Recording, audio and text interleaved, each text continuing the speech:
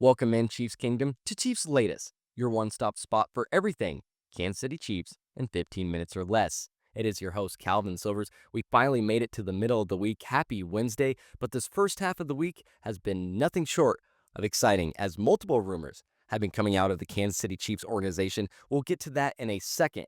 But before we do, go ahead and hit that subscribe button and turn on those notifications as we have videos daily. That's right, Monday through Friday. You're not going to want to miss any of the action as we go over anything Kansas City Chiefs related. So hit that subscribe button, turn on those notifications, as it not only helps me in the channel, but it's going to help you stay up to date with everything Kansas City Chiefs. Now, I love to start off these episodes by talking about the offense, but I'm going to throw a curveball at you guys on this lovely Wednesday. We're going to start by talking about the defense and more specifically about one specific player, and that is Chris Jones, as he was listed as a way too early Defensive Player of the Year candidate.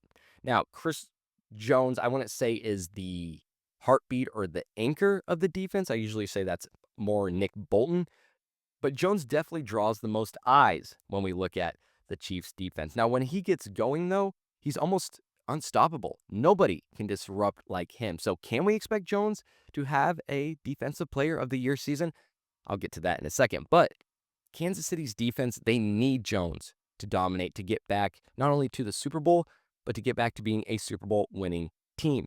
He's coming off of 5 sacks. That's his lowest total since 2016. Now, he is the defensive line anchor, and he is going to have to be disruptive as he's now going against a stacked AFC West quarterback scene. Geno Smith, Bo Nix, Justin Herbert. Some great names thrown out there. Now, Pro Football Network's early nod, I think that shows that Jones is the NFL's top defensive tackle post Aaron Donald. But doubters are, and there's doubters every year, especially with the Chiefs, but doubters think that he's probably past his prime at 31 years old. Looking at last season, though, still 74 pressures and an 18.1% PFF pass rush win rate. That was first among defensive tackles. Back in 2023, 10.5 sacks, first team All-Pro, and a Pro Bowler. So Jones, though, does get double teamed. As I mentioned, he gets all the eyes on him. Around 67 to 70% of the time, he is double teamed. But that also frees up others, especially we could see maybe Amar Norman Lott become a factor as everyone focuses on Jones. We'll see how Norman Lott pans out as a rookie, but we need someone to be able to feast on those quarterbacks. Spags 4-man rush, it really hinges on Jones wrecking the interior lines to get that pressure rate high. 4-man rush, you really need Jones to step up. I think also now, after that Super Bowl and that season, I think his leadership is going to be ignited once again. I think he's going to get others on the line fired up, and I think he's going to set a tone for 2025. So I don't think Jones is washed. I just think he faces a lot of double teams. So he's going to have a challenge coming up of how to be disruptive when you're looking at double teams 70% of the time. But if he does that, I think he can be a candidate for Defensive Player of the Year. But just, I think we see him better than what he did last season, especially in the sack totals, but I'm just not sure if he's quite a Defensive Player of the Year recipient. But we have a whole season ahead of us. We'll see what happens, but I do expect him to take a step up from where he was last year. All right, now we're going to the offense. Don't think I was going to hold off too much longer, but the Chiefs, they are listed, as I said, a rumor coming out of Kansas City. They are listed as potential suitors for tight end Cole Kmet. Now, Kmet would be a perfect weapon for Mahomes. His size, his hands, especially with Kelsey being likely on his last year. And you have a reliable backup right now in Noah Gray. We saw Kelsey take a dip last season, 823 yards, 3 touchdowns, and he's going to be 36. So that sparks that retirement talk, and the Bears also just drafted another tight end, Colston Loveland. So now they have a tight end cap allocation. They might want to move on from Cole Kmet. Now, Kmet's blocking and his red zone skills, that would also help Kansas City's not only run game, but their fading red zone threat. They used to be pretty good in the red zone.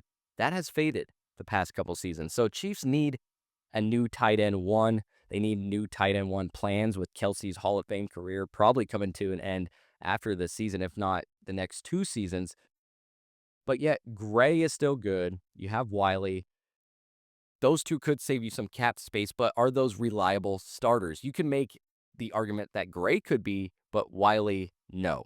Kmet in 2024, 47 receptions, 474 yards, 4 touchdowns, and again, just a red zone threat. Kelsey, 97 receptions, 823 yards, 3 touchdowns, 8.5 yards a reception. Went over those earlier, career low there. So, as I mentioned to Gray, a reliable backup right now. He had 40 receptions for 437 yards and 5 touchdowns, 83% catch rate. He could be more of a reliable tight end one than people think, but if Cole Kmet's out there, I think you at least have to see what you can do. But the problem is that the Chiefs cap space, it's tight. They have about 12.1 million right now. Kmet's valued around 12.5 million.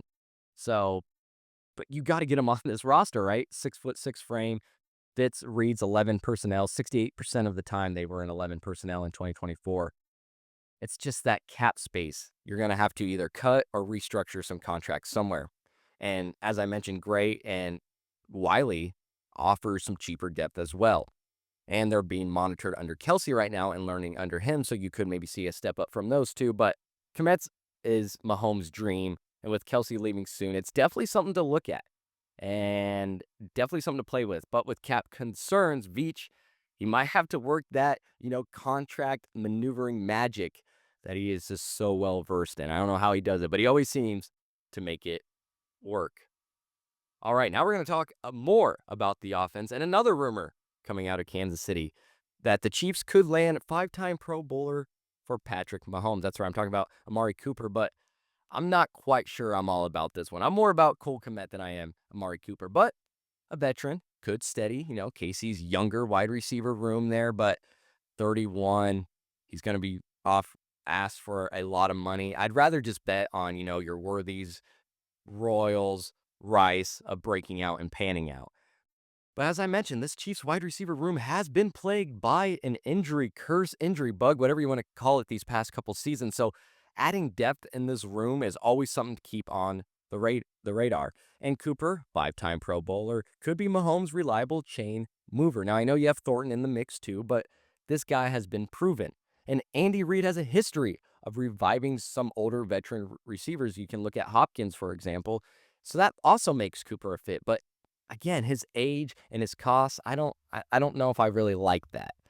Looking at last season, 44 receptions, 547 yards, and 4 touchdowns with 2 different teams. Back in 2023, career high 45% of red zone target share. Again, you need a red zone threat if you're the Chiefs. However, he can be very inconsistent. He had a few games with 10 or less receiving yards and a few games with 0 receptions. But in his career, over 10,000 yards, 5 Pro Bowls. So it holds up. If you look at Chiefs passing last year, Mahomes, 3,928 yards, ranking middle of the NFL. They want to get, passing it deep again. They want to get the pass going again. You could add a veteran like Cooper. He has crisp route running. Again, fits Reid's personnel that he loves to run. He's going to stretch the defenses for Worthy's deep shots. It could work, but $14.2 million value eats most of Kansas City's $12.1 million cap. It eats it all. So you're going to have to force some cuts or contract reworks, or do you let someone like Hollywood Brown go? So I don't really see him being that mentor either for Worthy or Royals that would be worth bringing him in.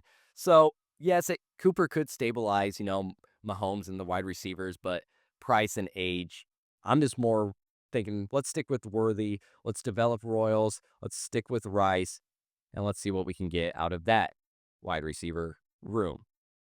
And last but not least, I saw a over-under today, total for the Chiefs in 2025. That's right, Vegas sets Kansas City's win total at 11.5. I see 13 wins with this schedule, so I'm betting the over. Now, with Mahomes having what should be his deepest wide receiver room in a while, a retooled offensive line, and a defense that has been playing top tier the past couple of seasons, you mix all that with that Super Bowl loss, that new fire that they have this season, I see it happening at 13 wins. You coming off a 15-2 season, AFC Championship, played in the Super Bowl. The Chiefs faced doubts about repeating it once again, especially with a harder strength of schedule this season. But I don't think that matters as much as people think. It's not that big of a difference, but the AFC West is more stacked now. Denver's defense, Raiders adding some new pieces, especially hitting in the draft. Justin Herbert, they're coming to try to take Kansas City's crown. So Mahomes, as I mentioned in 2024, 3,928 yards, 26 touchdowns, and 11 interceptions, 67.5 completion rate. So Mahomes and Reeds, I like their play calling edge.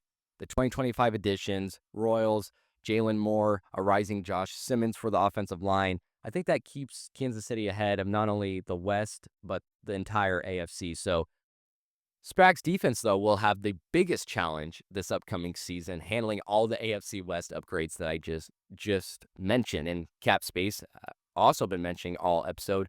It kind of limits some blockbuster moves, most likely, but we see Veach draft some gems before, and we'll see if any of these draft picks pan out to be one of those gems that just is going to bolster the depth here. So I'm riding with the over. I'm going with 13 wins. Mahomes, Reed, Spags.